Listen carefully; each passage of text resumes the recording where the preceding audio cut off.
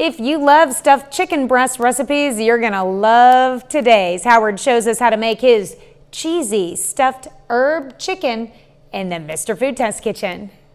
Every day when I go through my emails, I look forward to seeing what types of recipes and tips and tricks that you're looking for. You know, one question I've seen quite a bit lately is, how do I butterfly a chicken breast? It's a great question. So let me show you how we can magically butterfly these and then turn them into a scrumptious meal. When it comes to butterflying a chicken breast, you want to make sure you start with a nice plump one.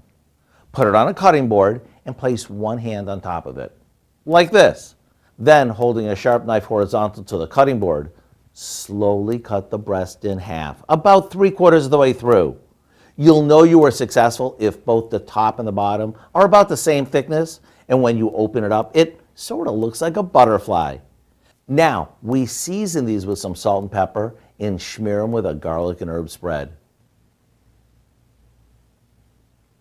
And we top them with some fresh spinach. And after they're roasted, we'll finish them off with some cheese and a buttery crumb mixture. That's all there is to it. It may look like a pricey dish that you would find in a restaurant, but these are easy enough to be part of your weeknight rotation. To get the recipe for our cheesy stuffed herb chicken, simply visit our website. I'm Howard with Kelly in the Mr. Food Test Kitchen, where today we found a magically butterflied way for you to say, ooh, it's so good. Can we say delish? I think so. You can find this recipe along with a lot more good food from the Mr. Food Test Kitchen online.